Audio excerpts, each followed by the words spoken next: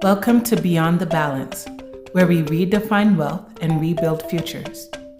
Because financial freedom isn't just about numbers, it's about making your money work for you, your future, and your freedom. We're here to talk about wealth, growth, and the stories that prove you don't need a perfect balance to make a perfect comeback. All right.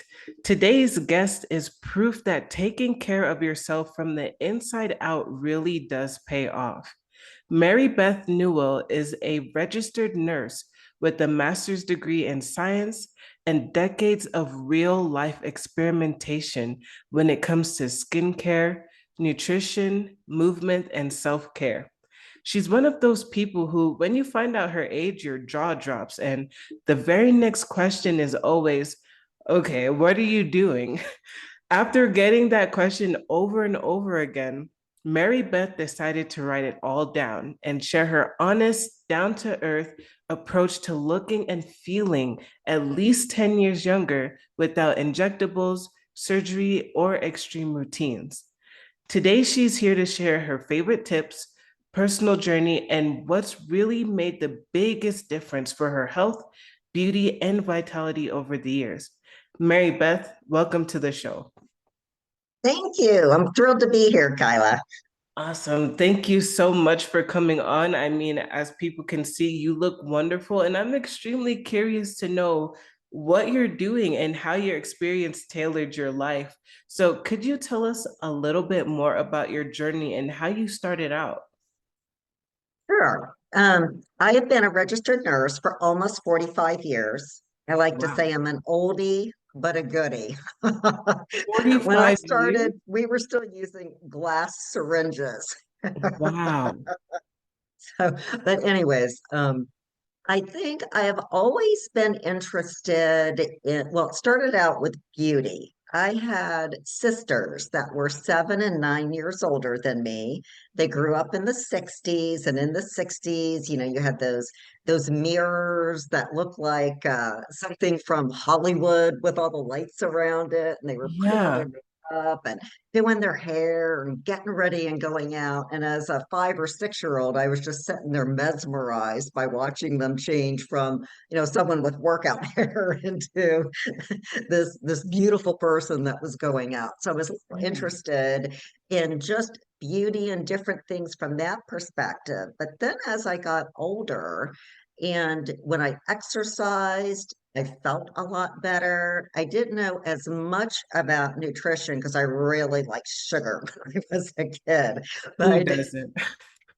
I didn't know that much about nutrition until I started getting older. And I think just my interest in how the body and mind works is what propelled me into nursing school and Wow. became a registered nurse. And then as the years went on, I wanted to further my understanding of science. So I got a master's degree in science. Wow. I mean, that is amazing. Like, so interesting. And then the fact that you've been a nurse for 45 years, I mean, you have probably seen the field change so many times. What has Yes. that been like for you in your career? I think back to some of the things that we were doing 30 years ago, and I think, oh my goodness, why did we do those things? But I think some of it was we didn't know any better. Yeah. They say the more you know, the farther you go. So I think that's one of the things like about nursing. We use a lot of what we call evidence-based practices, which means it's been researched and it works. And so if you're a nurse, you can't be somebody who's stuck in the old ways of doing things. You need to be curious, you need to be inquisitive, you need to be willing to embrace new ideas as everything progresses. And I think one of the things that I'm very pleased from the time that I was a student nurse, I mean, we would deal with people back then. They thought your stomach ulcers, Mhm. came from stress, and really it's a bacteria. They Oh, didn't know really? that. But at the time, what we would do in the hospital is we would patch people up. and send them back to their stressful lifestyle. And that really bothered me. I'm like, we're just putting a band-aid on something. And now, even though stomach ulcers don't necessarily come from stress, other things do impact you from stress. And if you just put a band-aid on things, your body isn't going to be in homeostasis. It's not going to be balanced, and you're not really going to be healthy. Right, exactly. And so my assumption is that you're still currently working in the field, right? And so, I mean, I'm sorry, I have other questions for you, but I'm curious. How do, do you get the opportunity to mentor new nurses that are coming out of nursing school? Most of the nurses that I work with, I'm a senior director in well, my day job. Oh, okay. But most of the nurses that I work with are experienced nurses with what we do, and we really utilize the whole, it's called the nursing process.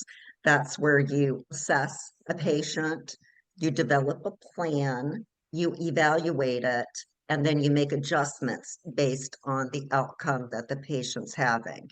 So even though the nurses are experienced, I still am doing some mentoring and education in, are there different ways of looking at something? Are there other things that we can do? And I learn from other nurses just like they learn from me. But again, it's we're not static.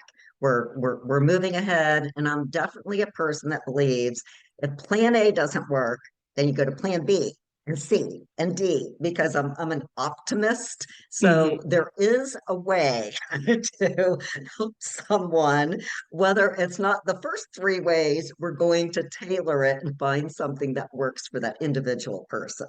So you guys really are true scientists, is what I'm hearing. That is so cool.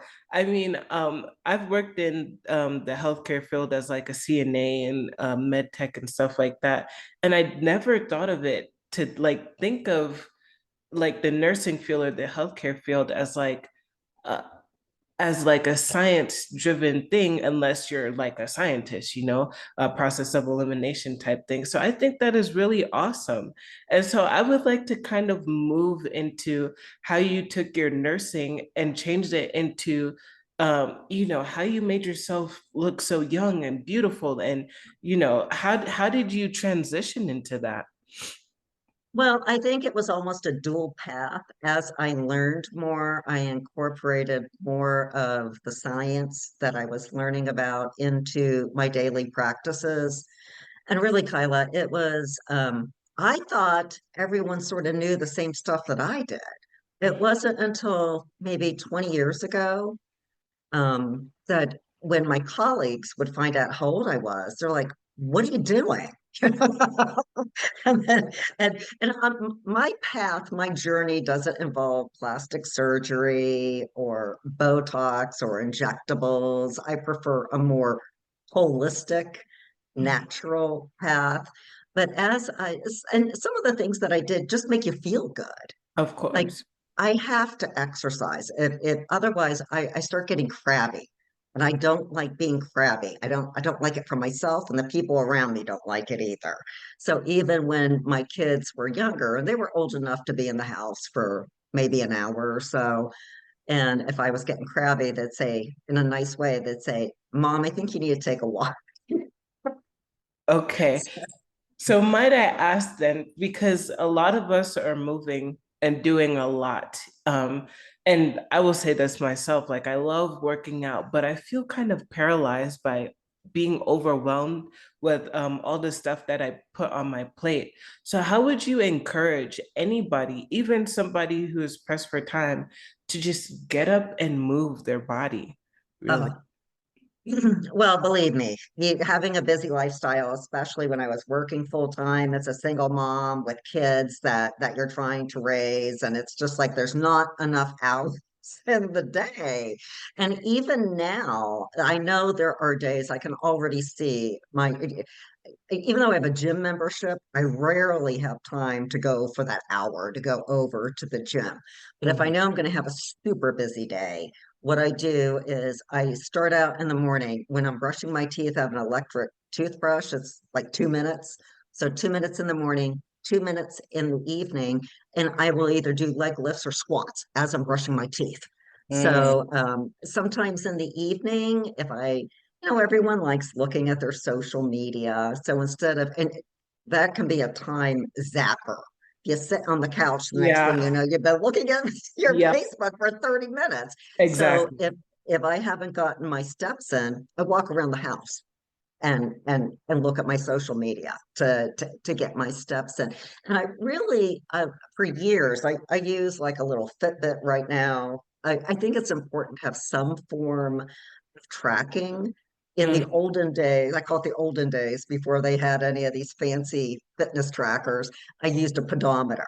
And so I would track my steps with the pedometer.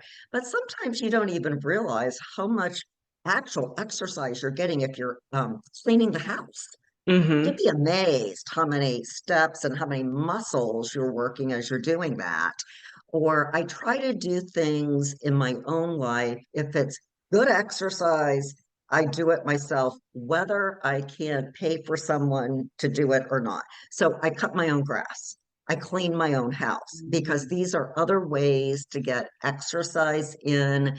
Sometimes, if I know I'm going to have a really busy day and strength training so important, especially as women get older, it's really yes. important for your balance and your muscles and everything. But I have ankle weights. You just strap them on with Velcro, ankle weights and little wrist weights. So sometimes as I'm going about my day, I'll just put them on because that's extra ways to get some strength training and exercise in. I would say the other thing is parking as far away from whatever building you're going to go into. And I talked about the stress. So when you're stressed, cortisol gets released, and cortisol is not a good hormone. It causes inflammation. So when I started that practice of parking as far away as I possibly could, there's no stress in finding a parking spot because Yeah, nobody's parking, or very few people are parking as far exactly. away as they can. That's actually something that I do myself. And people are always like, oh, why do you park like all the way at the end of the parking lot?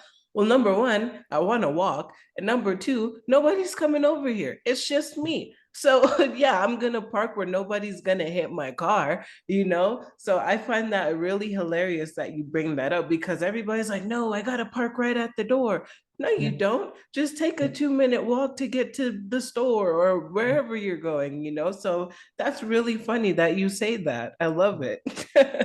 Well, and it's probably not any extra time because the time it takes you going up and down the aisles trying to find you could just park Exactly. far away and it's the same amount of time, but you're getting some of the exercise in. Exactly. And so when you say all those stuff, it dawns on me that it's like, you could be doing better things with your time. And it's not like you have to throw your whole life away just to exercise. You can go on social media and walk on the treadmill at the same time.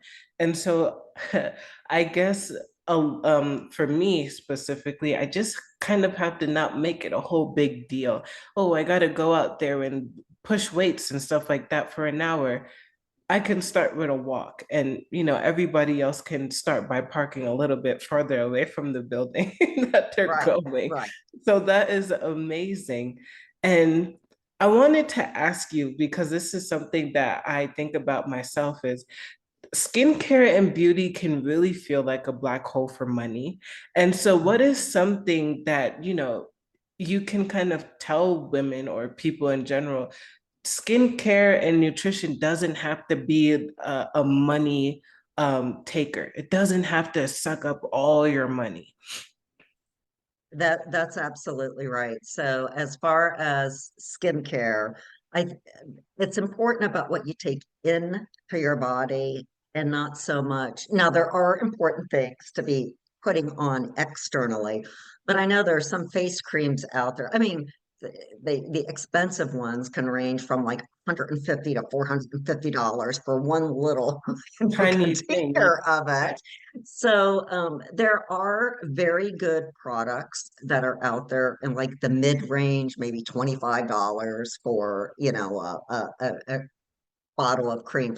But I think one of the most important things is to make sure you're using sunscreen, Yeah. because even if you're out for 15 minutes, you think, okay, you do that every day for 5 days a week, you're getting quite a bit of sun exposure. So look for, and not everybody wears makeup. So there's foundations that have sun protection factor in it.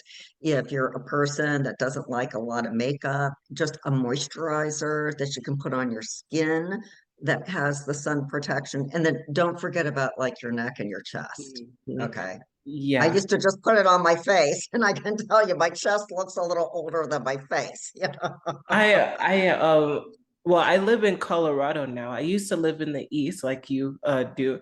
And gosh, we are so close to the sun. I used to think sunscreen was a joke when I lived back in New York. Now that I live in Colorado, my God, I stepped outside for 10 minutes and I was like two shades darker than I am. Oh, I couldn't believe it. I had to run and get my sunscreen from my bag and, spray myself all over because I forgot. People really should really depend on sunscreen because it is crazy how close the sun really is and what it can do to you. Um, yes, yes. and so um, I want to ask you because you said that working out makes you feel really good about yourself and like your body and your day. What are other things that make you feel your best? Ooh, okay. Well, there is the exercise because it releases endorphins.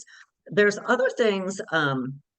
In my book I wrote, one of the topics is how to feel good in 15 minutes. Mm, And so there are three different things that you can do, and you could do all three if you wanted, but you can either exercise or you can sing, because singing, you use your diaphragm, your respiratory, you're taking in oxygen, you're exercising your facial muscles. And if you're singing the songs you like, it's just naturally, but you can release endorphins that way as well. And then laughter. My sister doesn't live in the same state as me, but when we get together, we make each other laugh so hard that I tell her, you have to stop because my tummy hurts. And my tummy hurts because my abdominal muscles are being exercised. So if you have a friend that's funny, or you want to put on a YouTube, or watch your favorite comedian, right. there are certain commercials that I absolutely love. There's I don't work for Progressive, but there's one called Oh, Dr. Rick, like turning into your parents. And I watched one this morning and I just started laughing because I think they're that funny. commercial is hilarious. Well, the ones that he does, they make me laugh every single time. Yeah. And then also the Subaru commercial with the little doggies, they make me laugh. The doggies driving the car, they kill me. They're funny. So you can sit there and watch some of those commercials on YouTube. One time I did because someone wasn't familiar with the Dr. Rick ones. And I'm like, well, let me show you because they're so funny. But you can sit there and, like I said, laugh. So that's another way to feel good without jogging or having to go for a walk. Okay. That is amazing advice. How to feel good in 15 minutes. That is amazing. And what's the name of your book, actually? I should start off with that. It's okay. It's called Anti-Aging and Secrets of Healthy Living to Stop the Clock. Okay. And that is by Miss Mary-Beth Newell herself. And I'm gonna check it out because I love all the tips that you're giving here already. So I know it's gonna be a great book as it is.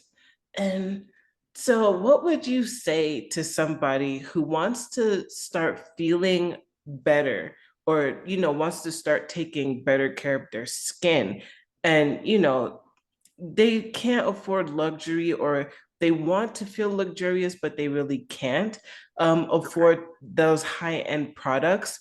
I know we talked about exercise, which is, of course, one of the most important things, and sunscreen. But is there any secret tips that you might have to kind of offer somebody that luxurious feel that we all look for sometimes? Okay, well, I think one thing, and I do this myself, I do facials at home. So people can buy a machine to shoot out the steam. And I bought that maybe 2 years ago, but for 40 some years, I've been using that big pot you get with your sets of pots and pans that you're like, Nice. what am I going to do with this thing? You might make soup out of it, you might cook spaghetti in it. But if you fill that up with water and you get it to where it's almost boiling, and then you put your head over it with a towel, you can steam your face for about 5 minutes, and then you can get any kind of mask that you want. Now, I'm a TJ Maxx shopper, so I go for the budget. I look on the clearance rack when I go in there. But for me, my favorite is anything that's a clay-based mask. Okay, Clay. sometimes it's Dead Sea minerals, but it's a clay-based mask, and you put it on, and of course you look scary, because Yeah. you look kind of scary, but you leave it on, and I really like it. It's something about the minerals. It pulls everything out of your face. Now it could be a pain. I do it before I take a shower because that clay gets in your hair and it's kind of hard to get out. So it's easier if you're in the shower. But if you do that every week or every couple weeks, you'll be amazed at the change in your skin. So that's sort of a luxury thing. I mean, every now and then, maybe every several years, I'll pay for facial at a spa. But this is something you can do on your own. I also think that hydration is significantly underrated. So I call water liquid gold, and it's free and it's fabulous. It's It freaking fabulous. it plumps up your skin, and um, you don't get enough. You can have cognitive impairment with your mind isn't thinking. It's like at like 3 o'clock in the afternoon when people think, I think I need a cup of coffee, or I need to eat some candy. I need something to wake me up. Most of the time, people are dehydrated. Mm. And so drinking some water. Now, not everyone likes water. It's like, ugh, I have to drink water. But if you think back, if anyone's ever been at the spa and they have water and you drink glass after glass after glass. And why is that? It's because they either have cucumbers in it, or they might have orange slices or strawberry slices. So you can make your own at home and have your own spa water, and it will help you to drink it. Now, if you live with other people, they're going to become addicted too. Yeah, So you want to make sure you do a big picture of it. I actually have a question for you, and this is something that I do. I love tea and I like drinking water. And sometimes what I do is I just drop a tea bag in the water. Does that count as well? Yes, yes. Ideally, you're not dropping a caffeinated tea bag in Okay. there, because caffeine will dehydrate you a little bit. So if you're doing that, you want to take a little more in. But if you're putting it in a big pitcher or something, it's just going to infuse it with some taste. So it's not like in the little teacup Right, the where you're little getting it teeny. really concentrated. Okay. All right. So I was thinking about that yesterday too. I was like, because I have some tangerine tea bags and I just popped it in the water. And I was like, I Mm. wonder if this is like just as healthy as drinking normal water. And now I know. So thank you. Okay. And I mean, you've really, really gave a lot, like a lot. And it helps that you're a nurse because you can tell this is all science based, but I know that some of it is also mental as well. And so, do you have any philosophies or any suggestions for anybody that, may have the resources to do these things, but are not really mentally there? Mm. Yes, I talk about self-care. So I do think it's important to have a positive outlook, be an optimist, and not everybody is. I think I was lucky when I was a teenager. And if you've ever known a teenager or you think back to when you were a teenager, what are teenagers? They're like, they're victims. This isn't fair. Why is this happening to me? And so I was going through that phase and I'm like, I don't like myself. And Mm, so as a teenager, I changed my frame of reference to try to look for what is positive. Now, even though I did it as a teenager, it doesn't mean if somebody cuts me off in traffic that, I have to take some deep breaths to be kind and gracious. So it's not a fix all. But I do think trying to have a positive attitude, I think you glow a little bit more yeah. than someone who's negative. And if you have a frown, you're going to get more. I don't mind having laugh lines around my Yeah, eyes, of course. but you don't necessarily want the frown lines that going around with a frown all the time. And again, I think if you're negative, you're producing cortisol, you're stressing out your Mm, body. And I think sometimes and this is not easy when you're like, if somebody cuts you off in traffic or you're dealing with a crabby waitress or sales girl or something. I mean, someone who's really rude to you, that most people, you're going to be rude back, or you're thinking, how rude is this person? yeah. And sometimes, like I said, I have to stop, take a few deep breaths, and think about how I want to respond. You could have someone who something horrible is happening in their life. They're going through a divorce. They got into an argument with someone. There's some bill that came in that they don't know how they're going to pay. Hmm. Or if someone's driving, maybe they just didn't even see you. Or maybe they're rushing to get to daycare to get their child before it closes and you have to pay some fee. So I Right. think if you can step back, and what I try to do if I deal with somebody who's really rude, now they just might always be a negative person, but I say, seems like you're having a bad day. I hope it gets better for you. Mm, And, that person, they might even start crying if they feel like nobody in their life cares about them versus being rude back, or I can't believe how rude you're being. That's just like putting gasoline on a fire. So like I said, it's not always easy to do, especially if you're driving and right. you think, boy, that person's a jerk. Yeah. Wow. I mean, that's true. And that's spreading kindness is the best thing you can do. And I always say myself, when I'm nice to other people, I feel better too. Like you said, you just glow when you're a positive force for other people. And sometimes, like you said, when we're having a bad day, that kind of goes out the window, but stopping and taking time to think about how we interact with others can make a huge difference, a Mhm. huge difference. And so I, uh, I mean, we kind of answered everything on the list. And we talked about your book a little bit. Is there any advice that you might have for your younger self that you wish you knew when you were a little bit younger, or maybe there's stuff that you knew that you didn't implement until you were older? And well, the sunscreen definitely, because I would use it on my face, but I didn't necessarily use it on my hands or my chest. And so it's taken a long time to try to get those areas to get caught up to what I look like.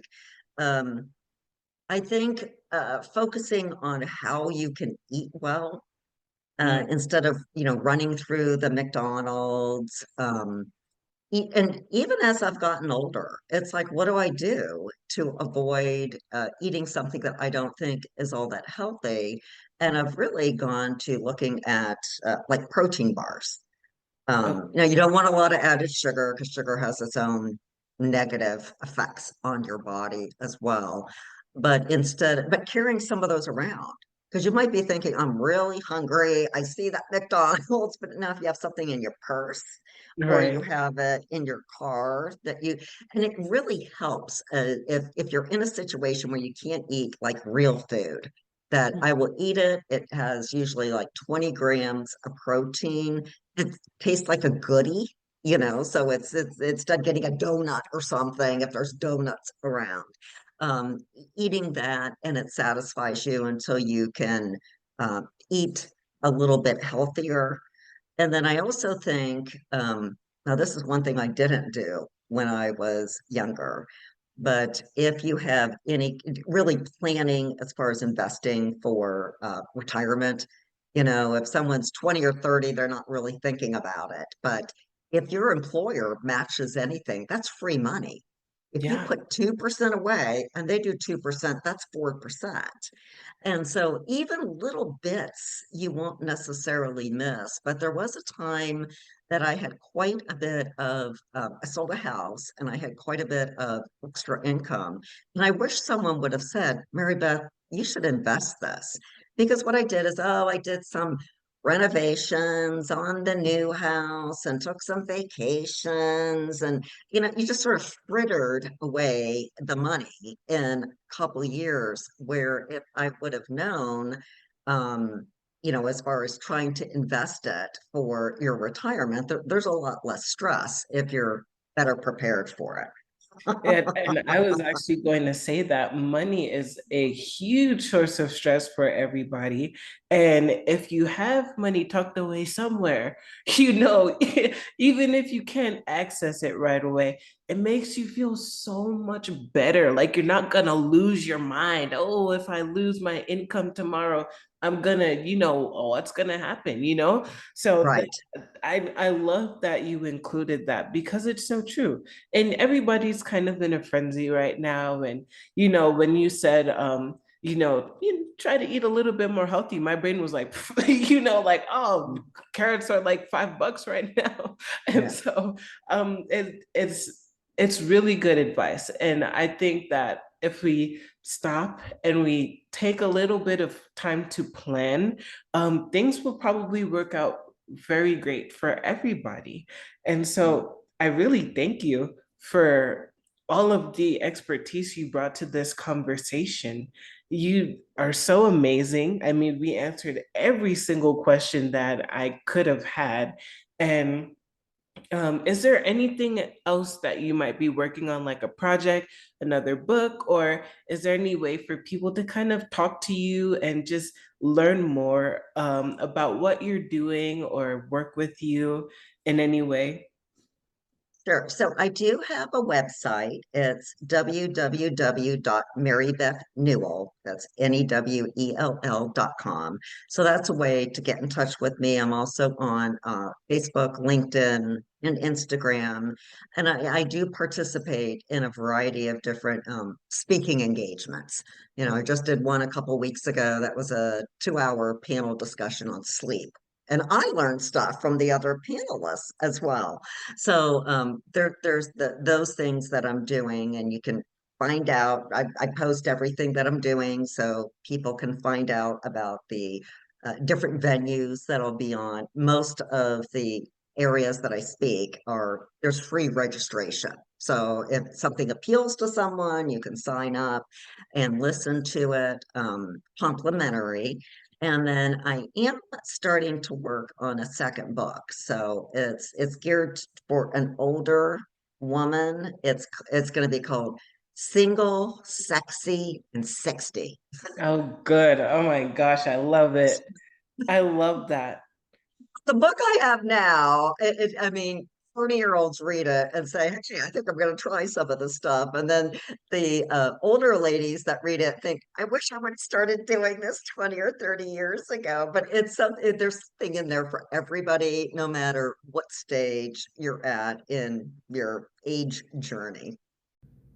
Thank you for tuning into today's episode of Beyond the Balance. If this conversation inspired you, be sure to subscribe and share it with someone who needs to hear it. Keep redefining wealth, rebuilding your future, and taking control of your financial journey. And always remember, you don't need a perfect balance to make a perfect comeback.